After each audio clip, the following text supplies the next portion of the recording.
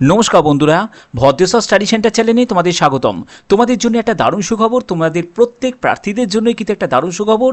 যারা যারা স্কুলে চাকরির জন্য যারা প্রস্তুতি নিচ্ছ, যারা যারা স্কুলে চাকরির জন্য যারা অ্যাসপিরেন্ট আছো, প্রত্যেক প্রার্থীদের জন্য এখানে তোমাদের স্পেশালি যে নিয়োগটি করা হচ্ছে সেটি নন টিচিং পোস্টে তোমাদের নিয়োগ করা হচ্ছে। নন টিচিং পোস্টে নিয়োগ করা হচ্ছে। কোন কোন পোস্টে নিয়োগ করা হচ্ছে সেগুলো তোমাদের বলছি। এখানে এমটিএ সহ UDC upper division clerk, LDC lower division clerk, stenographer সহ বিভিন্ন পোস্টে তোমাদের নিয়োগ করা হচ্ছে, যেখানে মেল প্রার্থীরা বা ফিমেল প্রার্থীরা প্রত্যেক প্রার্থীরাই কিন্তু আবেদন করতে পারবে। কিভাবে আবেদন করবে, আবেদন করার প্রসেস কি, সম্পূর্ণ বিস্তারিত এই ভিডিওর মাধ্যমে তোমরা জানতে পারবে। ভিডিওটা কিন্তু খুবই গুরুত্বপূর্ণ ভিডিও তোমাদের প্রত্যেক প্রার্থীদের জন্যই। যারা যারা আবেদন করবে তারা অবশ্যই স্কিপ না করে কমপ্লিট দেখো যদি তোমরা কমপ্লিট ইনফরমেশান চাও। তো মূল ভিডিওতে যাওয়ার আগে প্লিজ একটা রিকোয়েস্ট, চ্যানেলটাকে অতি অবশ্যই সাবস্ক্রাইব করে বেল আইকন অল করে রেখো এবং ভিডিওটাতে এখনই একটা লাইক করে দাও, কারণ ভদ্রেশ্বর স্টাডি সেন্টার সবসময় তোমাদের জন্য অথেন্টিক ইনফরমেশন প্রোভাইড করে থাকে। তো চলো মূল ভিডিওতে চলে যাচ্ছি। তো বন্ধুরা, আমি পিডিএফটা ওপেন করে নিয়েছি। এখানে তোমরা দেখতে পাচ্ছ তোমাদের যে যে পোস্টে নিয়োগ করা হচ্ছে এগুলো কিন্তু সবই গ্রুপ সি এর পোস্ট। ঠিক আছে, সবই গ্রুপ সি এর কিন্তু পোস্ট আছে, এবং তোমাদের যে এমটিএস আছে সেটা গ্রুপ ডি এর মধ্যে যেটা পড়ছে। এবং দেখো তোমাদের পোস্টগুলো সম্পর্কে বলি। প্রথমে যে পোস্টটি সেটি হচ্ছে আপার ডিভিশন ক্লার্ক, দ্বিতীয় পোস্টটি হচ্ছে স্টেনোগ্রাফার গ্রেড 3, তৃতীয় যে পোস্টটি সেটি হচ্ছে তোমাদের লোয়ার ডিভিশন ক্লার্ক, তারপরে হচ্ছে প্রাইমারি অ্যাসিস্ট্যান্ট এবং এমটিএস। অর্থাৎ বুঝতে পারছো এই এতগুলো শূন্য পদে এতগুলো পোস্টে কিন্তু তোমাদের নিয়োগ করা হচ্ছে। এবং সবথেকে বড় কথা, সবকটি পোস্টই কিন্তু পার্মানেন্ট পোস্ট। এখানে কিন্তু কোনো কন্ট্রাকচুয়াল চাকরি নয়, সম্পূর্ণ পার্মানেন্ট চাকরি। যারা যারা পার্মানেন্ট চাকরি করতে চাও তারা অবশ্যই ভিডিওটাকে সম্পূর্ণ দেখো, সব কিছু ডিটেলসে বলবো। দেখো যে তোমাদের কোন পোস্টের জন্য কি কি যোগ্যতা প্রয়োজন সেই ব্যাপারটা তোমাদের আগে ক্লিয়ার করে দিই। দেখো তোমরা যারা যারা ইউডিসি অর্থাৎ আপার ডিভিশন ক্লার্কের জন্য যারা আবেদন করবে তাদের জন্য যে ডাইরেক্ট রিক্রুটমেন্ট দেখতে পাচ্ছ, এই ডাইরেক্ট রিক্রুটমেন্ট মানে হচ্ছে ওপেন মার্কেট। অর্থাৎ যারা প্রত্যেক প্রার্থীরাই যারা আবেদন করতে পারবে তাদের জন্য বলা হচ্ছে, অর্থাৎ তোমাদের জন্য বলা হচ্ছে, যেখানে এসেন্সিয়াল কোয়ালিফিকেশন হচ্ছে গ্র্যাজুয়েশন। তুমি যদি গ্র্যাজুয়েশন কমপ্লিট করে থাকো তাহলে অবশ্যই তোমরা এখানে আবেদন করতে পারবে। এবং পরবর্তী যেটি বলা হচ্ছে working knowledge in base computer application, অর্থাৎ কম্পিউটারে তোমাদের বেসিক নলেজ থাকতে হবে, অর্থাৎ BCK বেসিক নলেজ থাকতে হবে। এবার একটা তোমাদের প্রশ্ন থাকতে পারে যে স্যার আমার কি 3 মাসের কোনো সার্টিফিকেট হলে চলবে না 6 মাসের সার্টিফিকেট থাকতে হবে? দেখো অ্যাজ পার নোটিফিকেশান সেটা মেনশন করা নেই, তবে তোমাদের শুধু কম্পিউটার নলেজের কথা বলা হয়েছে, সেটা 3 মাস হোক বা 6 মাস হোক, যে কোনো তোমাদের কম্পিউটার নলেজের সার্টিফিকেট হলেই কিন্তু আবেদন করা যাবে। পরবর্তী হচ্ছে ওয়ার্ক এক্সপিরিয়েন্স। যদি তোমার ওয়ার্ক এক্সপিরিয়েন্স থাকে তাহলে সেটা 5 বছরের যদি থাকে তাহলেও আবেদন তুমি করতে পারবে। ঠিক আছে, তো পরবর্তী পোস্টে চলে যাচ্ছি। পরবর্তী পোস্টটি হচ্ছে তোমাদের যেটা দেখতে পাচ্ছ এটা হচ্ছে তোমাদের স্টেনোগ্রাফার। যারা যারা স্টেনোগ্রাফার পোস্টের জন্য আবেদন করবে তাদের ক্ষেত্রে যোগ্যতা যেটি সেটি উচ্চ মাধ্যমিক পাস। তুমি যদি উচ্চ মাধ্যমিক পাস করে থাকো তাহলেই আবেদন করতে পারবে। এবং এখানে স্কিল টেস্ট তোমাদের হবে, তারপরে তোমাদের ডিকটেশন থাকবে, যেখানে 10 মিনিট 80 WPM এ তোমাদের কিন্তু ডিকটেশন দেওয়া হবে। এবং তোমাদের ট্রান্সক্রিপশন থাকবে, যেখানে 50 মিনিট হচ্ছে ইংলিশে যারা করবে, আর 65 মিনিট হচ্ছে যারা হিন্দিতে যারা কম্পিউটারে করবে, স্টেনো করবে তাদের জন্য। ঠিক আছে, দেখতে পাচ্ছ এখানে সম্পূর্ণ এটা ডাইরেক্ট রিক্রুটমেন্ট বেসিস, অর্থাৎ ওপেন মার্কেট অ্যাপ্লিকেশন এবং সম্পূর্ণ পার্মানেন্ট পোস্ট। এখানে যতগুলো পোস্ট সম্পর্কে তোমাদের দেখানো হচ্ছে সবকটি কিন্তু তোমাদের পার্মানেন্ট পোস্টে নিয়োগ করা হচ্ছে। তো চলো পরবর্তী পোস্টে চলে যাচ্ছি। পরবর্তী হচ্ছে তোমাদের দেখতে পাচ্ছ এই যে পোস্টটি, এটি হচ্ছে তোমাদের এলডিসি অর্থাৎ লোয়ার ডিভিশন ক্লার্ক। যারা যারা লোয়ার ডিভিশন ক্লার্কের জন্য যারা আবেদন করতে চাও, তোমার এখানে যোগ্যতা যেটি চাওয়া হয়েছে উচ্চ মাধ্যমিক পাস। তুমি যদি সিম্পলি যারা 12 পাস করে আছো তারাই আবেদন করতে পারবে, যে কোনো পার্সেন্টেজ অফ মার্কস নিয়ে। আমি জানি পার্সেন্টেজ অফ মার্কস নিয়ে তোমাদের একটা কোয়ারি থাকতে পারে। পার্সেন্টেজ অফ মার্কসের কোনো ব্যাপার নেই, জাস্ট পাস করলেই আবেদন করতে পারবে। ঠিক আছে, উচ্চ মাধ্যমিক পাস করলেই আবেদন করতে পারবে লোয়ার ডিভিশন ক্লার্কের জন্য। এখানে তোমাদের টাইপিংয়ের ব্যাপারটা ক্লিয়ার করে দিই। দেখো টাইপিং স্পিড টেস্ট কিন্তু থাকবে, যেখানে 30টি শব্দ প্রতি মিনিটে তোমাকে টাইপ করতে হবে যদি তুমি ইংলিশে টাইপ করো, আর যদি তুমি হিন্দিতে টাইপ করো সেখানে হচ্ছে 25টি শব্দ প্রতি মিনিটে হিন্দিতে টাইপ করতে হবে। কম্পিউটার কোর্সের কথা বলা হচ্ছে, যেটি তোমাদের অ্যাটলিস্ট তোমাদের 6 মাসের একটা কম্পিউটার কোর্সের সার্টিফিকেট কিন্তু থাকতে হবে। দেখো এখানে কম্পিউটার কোর্সের জন্য কিন্তু মেনশন করা আছে যে 6 মান্থের তোমাদের কম্পিউটার সার্টিফিকেট কিন্তু থাকতে হবে। 6 মান্থের, ঠিক আছে। আচ্ছা, এর পরবর্তী যে পোস্টটি সেটি হচ্ছে তোমাদের প্রাইমারি অ্যাসিস্ট্যান্ট, প্রাইমারি অ্যাসিস্ট্যান্ট, ঠিক আছে, প্রাইমারি অ্যাসিস্ট্যান্ট। এই প্রাইমারি অ্যাসিস্ট্যান্টের জন্য যদি আবেদন করতে চাও, তোমার এখানে যোগ্যতা কি প্রয়োজন সেটা ভালো করে বোঝো। দেখো, সেকেন্ডারি স্কুল, সেকেন্ডারি মানে হচ্ছে মাধ্যমিক, তুমি যদি মাধ্যমিক পাস করে থাকো তাহলেই তুমি প্রাইমারি অ্যাসিস্ট্যান্টের জন্য আবেদন করতে পারবে। এবং দেখো, ITI certificate in bench fitting, তোমার যদি আইটিআই সার্টিফিকেট থাকে তাহলে কিন্তু তোমরা আবেদন করতে পারবে, এখানে তোমাদের একটা অগ্রাধিকার থাকবে।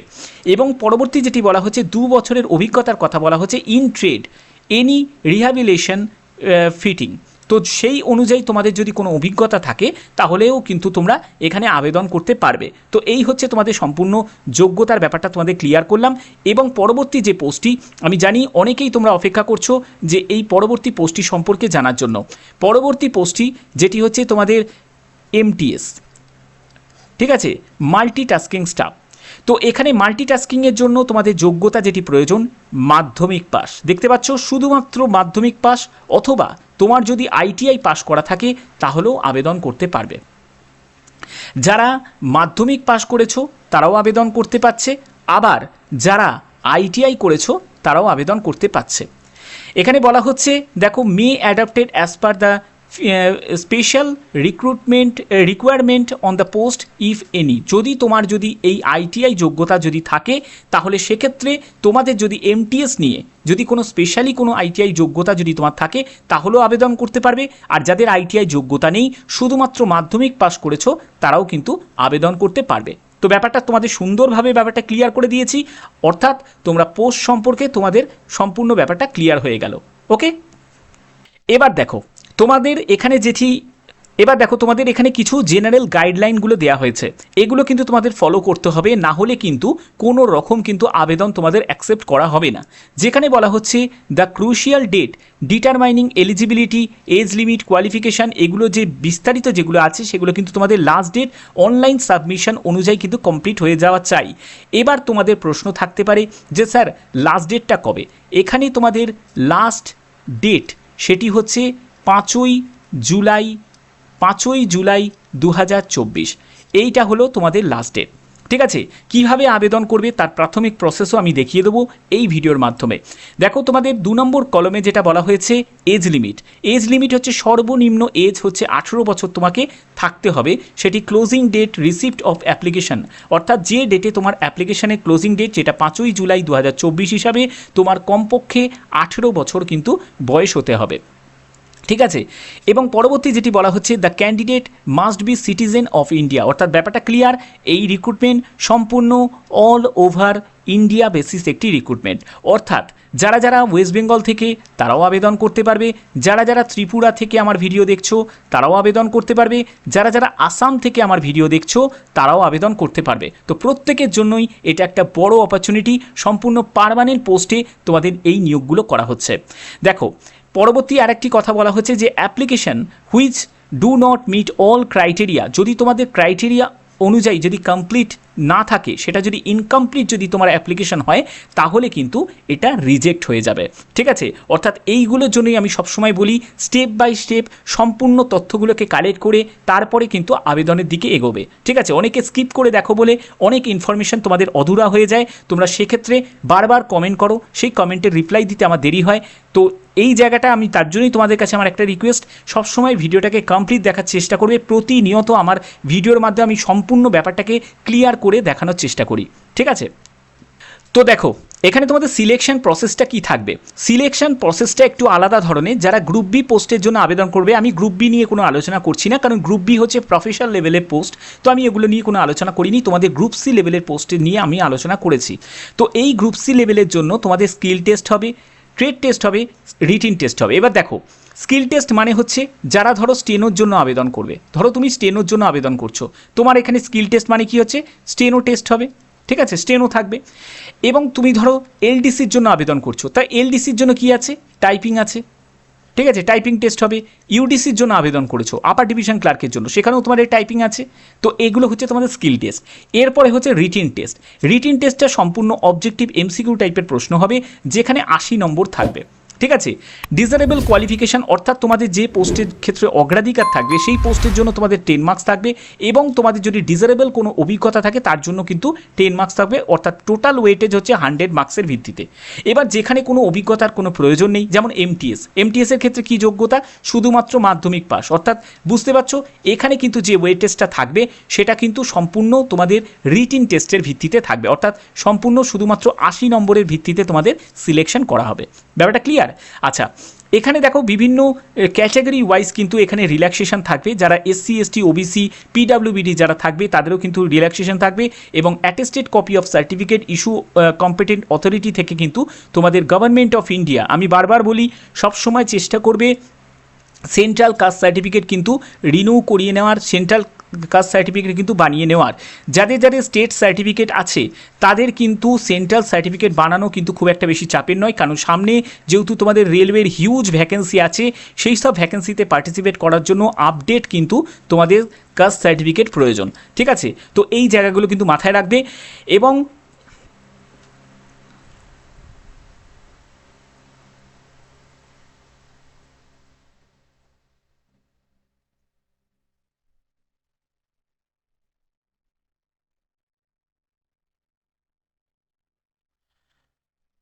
আচ্ছা, এখানে যারা যারা আবেদন করবে, আবেদন করতে গেলে অবশ্যই তোমাদের কিন্তু অ্যাপ্লিকেশন ফিজ কিন্তু দিতে হবে, যেটা বলা হচ্ছে ইউআর ক্যান্ডিডেট যারা থাকবে তাদের 1000 টাকা মতো আবেদন মূল্য দিতে হচ্ছে, ওবিসি আর ইডাব্লিউএস ক্যান্ডিডেট তাদের 700 টাকা মতো আবেদন মূল্য দিতে হচ্ছে, এসসি এসটিরা দেবে হচ্ছে 500 টাকা মতো আবেদন মূল্য দেবে, এবং যারা পিডাব্লিউবিডি যারা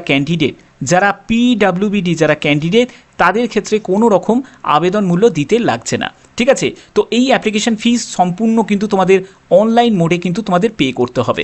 ঠিক আছে, তোমাদের কেমন এজ লিমিট আছে সেগুলোর ব্যাপারটা তোমাদের ক্লিয়ার করি। এখানে কিন্তু এজ লিমিট কিন্তু বিভিন্ন অনুযায়ী কিন্তু তোমাদের ভাগ করা আছে, অর্থাৎ তোমার বয়স যদি 18 থেকে 27 বছরের মধ্যে যদি বয়স হয়ে থাকে তাহলে অবশ্যই তোমরা আবেদন করতে পারবে। এখানে এজের ব্যাপারটা কিন্তু উল্লেখ করা আছে, অর্থাৎ বিভিন্ন পোস্টের জন্য বিভিন্ন যোগ্যতা অনুযায়ী কিন্তু এখানে এজ লিমিটও কিন্তু ভাগ করা আছে, অর্থাৎ 18 থেকে 27 বছর এটি ইউআর ক্যান্ডিডেট এবং ইডাব্লিউএস ক্যান্ডিডেটদের জন্য। তুমি যদি ওবিসি ক্যান্ডিডেট যদি হয়ে থাকো তাহলে তোমার বয়স 18 থেকে 30 বছরের মধ্যে হতে হবে, আর তুমি যদি এসসি এসটি কমিউনিটি থেকে যদি হয়ে থাকো তাহলে তোমার বয়স যদি 18 থেকে 32 বছর হয়ে থাকে তাহলেও কিন্তু তুমি আবেদন করতে পারবে। ঠিক আছে, এইসব বিভিন্ন পোস্টের জন্য তোমরা আবেদন করতে পারবে। ওকে, তো তোমাদের এখানে বেতন কত টাকা থাকবে দেখো, যারা যারা আবেদন করবে, যেসব বিভিন্ন পোস্টে যারা যারা আবেদন করবে তাদের ক্ষেত্রে বেতন কিন্তু বিভিন্ন রকম থাকবে। অর্থাৎ তুমি যদি এমটিএসের জন্য আবেদন করো, তুমি যদি ইউডিসির জন্য আবেদন করো, বা এলডিসির জন্য আবেদন করো, বা স্টেনোগ্রাফারের জন্য আবেদন করো, এইসব যে বিভিন্ন পোস্ট আছে এই পোস্ট অনুযায়ী তোমাদের বেতন যেটি থাকবে সেটি 18,000 টাকা থেকে 63,900 টাকার মধ্যে তোমাদের বেতন থাকবে। 18,000 টাকা থেকে 63,900 টাকার মধ্যে তোমাদের বেতন থাকবে, এবং তোমাদের যেসব অ্যালাউন্সগুলো যেগুলো থাকে সেগুলো কিন্তু তোমাদের গভর্নমেন্ট রুল অনুযায়ী, সম্পূর্ণ কেন্দ্রীয় গভর্নমেন্ট রুল অনুযায়ী কিন্তু তোমাদের থাকবে। ঠিক আছে, অর্থাৎ বেতন লেভেল কিন্তু যথেষ্ট পরিমাণে ভালো আছে। সেটি হচ্ছে তোমাদের বলা হচ্ছে যে the candidate applying for more than one post, অর্থাৎ তোমরা যদি একাধিক পোস্টের জন্য যদি আবেদন করতে চাও তাহলে কিন্তু তোমাদের সেপারেটভাবে কিন্তু আবেদন করতে হবে। অর্থাৎ যারা আবেদন করতে চাইছো যে একাধিক পদের জন্য তারা আবেদন করতে পারবে, কিন্তু সেপারেটভাবে কিন্তু আবেদন করতে হবে। অর্থাৎ তুমি যদি এমটিএসের জন্য আবেদন করতে চাইছো আবার এলডিসির জন্য আবেদন করতে চাইছো, তো তোমাকে কিন্তু আলাদাভাবে কিন্তু আবেদন করতে হবে, এমটিএসের জন্য আলাদা, এলডিসির জন্য আলাদা। ঠিক আছে, এবং আরেকটি যেটি বলা হচ্ছে সেটি হচ্ছে application which are incomplete any respect will be rejected, অর্থাৎ এই অনুযায়ী কিন্তু তোমাদের যেটা বোঝা যাচ্ছে সেটা হচ্ছে যদি ইনকমপ্লিট অ্যাপ্লিকেশন থাকে সেটা কিন্তু সম্পূর্ণরূপে তোমাদের কিন্তু রিজেক্ট করে দেওয়া হবে। তার জন্য অ্যাপ্লিকেশন করার আগে অবশ্যই কিন্তু ভিডিওটাকে কমপ্লিট দেখবে যাতে তোমরা কমপ্লিট ইনফরমেশন পেতে পারো। তোমাদের যে এই যে নিয়োগটি করা হচ্ছে সেটি হচ্ছে তোমাদের তোমরা দেখতে পাচ্ছ যে অফিসিয়াল ওয়েবসাইটটা দেখতে পাচ্ছ, এখানে তোমাদের দীনদয়াল উপাধ্যায়, ঠিক আছে, দীনদয়াল উপাধ্যায় যে ইনস্টিটিউট আছে, ঠিক আছে, উপাধ্যায়তে যে ইনস্টিটিউট আছে সেই ইনস্টিটিউটে তোমাদের নিয়োগ করা হচ্ছে। এটি কিন্তু পিডাব্লিউবিডি যারা ক্যান্ডিডেট তাদের কিন্তু ইনস্টিটিউট, তবে এই ইনস্টিটিউটে তোমাদের বিভিন্ন নন টিচিং স্টাফ পদে তোমাদের নিয়োগ করা হচ্ছে, যেখানে যে কোনো কাস্টের প্রার্থীরাই কিন্তু আবেদন করতে পারবে। তো এবার কিভাবে আবেদন করবে তার জন্য আমি তোমাদের প্রসেসটা আমি দেখিয়ে দিচ্ছি। তার জন্য একদম অফিসিয়াল ওয়েবসাইটে আমি জাস্ট লিঙ্কে ক্লিক করব, ক্লিক করে ডাইরেক্ট আমি ভিজিট করব। তো চলো চলে যাচ্ছি মূল ওয়েবসাইটে। তো মূল ওয়েবসাইটে আসার পরে তোমাদের এখানে দেখতে পাবে যে একটি স্ক্রল করে নামার পরে এখানে জাস্ট আমি দেখতে পাবো যে click here to apply online. তো ক্লিক হেয়ার টু অ্যাপ্লাই অনলাইনে চলে আসলাম। সেখানে আসার পরে তোমরা চাইলে পিডিএফটাকে ডাউনলোড করে নিতে পারো, এবং পরবর্তী যেটি আছে সেটি হচ্ছে এন্টার ইওর মেল আইডি। তো এখানে তোমাকে মেল আইডি ইনপুট করতে হবে এবং একটি ক্যাপচা কিন্তু কোড তোমাকে বসাতে হবে। তো আমি এখানে মেল আইডি ইনপুট করে নিচ্ছি। তো মেল আইডি ইনপুট করে নিয়েছি। এবার এই যে ক্যাপচাটা দেখতে পাচ্ছ, এই ক্যাপচাটাকে আমি বসিয়ে নেব।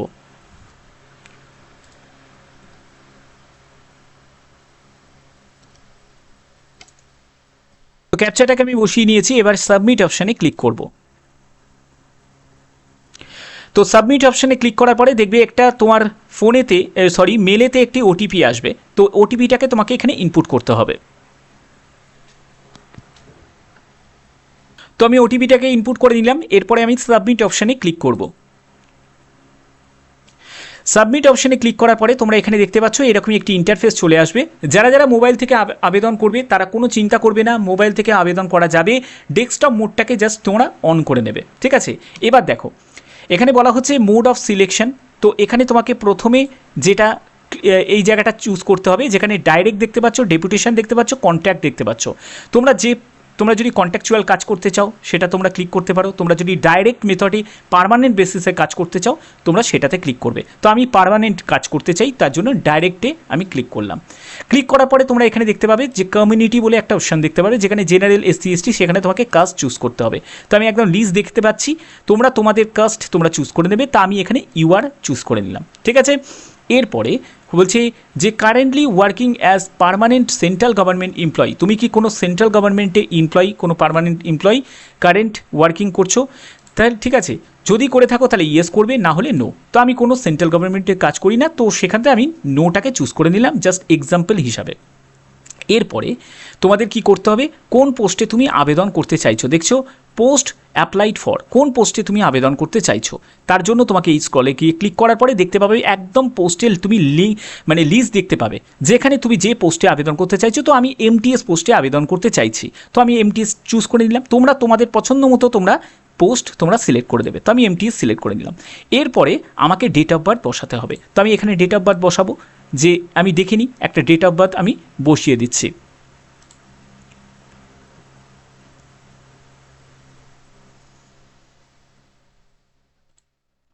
ঠিক আছে, আমি ডেট অফ বার্থ বসিয়ে নিলাম।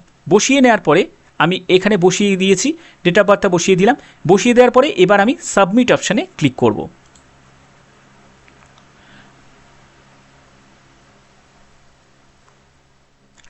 আচ্ছা, এখানে দেখো যে যতক্ষণ না আমি এই জায়গাটা যতক্ষণ না ডিটেলসটা দিচ্ছি ততক্ষণ এটা নিচ্ছে না। এখানে কি বলছে, if yes to above the then the name address the current employer type NA if not applicable. তো এখানে আমাকে এনএটা টাইপ করতে হবে। তো আমি এখানে ক্যাপিটালে লিখতে হবে এনএ, ঠিক আছে, নট অ্যাপ্লিকেবল। তো এটা আমাকে কিন্তু টাইপ করতে হবে, এটা না টাইপ করলে কিন্তু তোমার সাবমিটে ক্লিক করতে পারবে না। তো এবার আমি সাবমিটে ক্লিক করছি। তো আমি সাবমিটে ক্লিক করে দিয়েছি। তো তোমরা দেখতে পাচ্ছ আমার সম্পূর্ণ যে আবেদনের জন্য যে এমটিএস পোস্টে আমি আবেদন করছি এবং আমার মেল আইডি চলে এসছে। এরপরে আমাকে ডিমান্ড ড্রাফটের অ্যাপ্লিকেশন ফিস যে পেমেন্ট করতে হবে তার জন্য ডিটেলসটা আমাকে ভরতে হবে। তো সেই ডেটটা আমাকে দিতে হবে, যে অ্যামাউন্টটা আমার লাগছে সেই অ্যামাউন্টটা আসবে, ব্যাংকের নেম আসবে, এবং তোমাকে কি করতে হবে, অ্যাপ্লিকেশন ফিস পেমেন্ট রিসিপ্ট সেটাকে তোমাকে আপলোড করতে হবে। Upload application fees payment receipt, অর্থাৎ তুমি যে ব্যাংকে ডিমান্ড ড্রাফটের মাধ্যমে যে অ্যাপ্লিকেশন ফিসটা তুমি জমা করছো তার ডিটেলসটা, মানে তার যে স্ক্যান কপিটা তোমাকে এখানে আপলোড করতে হবে, তারপরে তোমাকে সাবমিট করতে হবে। তো এইগুলো যদি তুমি করো, পরবর্তী স্টেপগুলোতে তোমার কোয়ালিফিকেশান চাইবে এবং তোমার ছবি আপলোড করতে হবে, তারপরে কিন্তু তোমাদের ফাইনাল সাবমিশন তোমাদের অপশন তোমরা পাবে এবং তোমার অ্যাপ্লিকেশন সম্পূর্ণরূপে কমপ্লিট হয়ে যাবে। তো আশা করি তোমরা সম্পূর্ণ ব্যাপারটা তোমরা করতে পারবে। যদি তোমাদের কোনো অসুবিধা হয়, যদি তোমাদের আর কোনো প্রবলেম যদি হয়, অবশ্যই তোমরা কমেন্ট করো, যথারীতি আমি কমেন্টে হেল্প করব।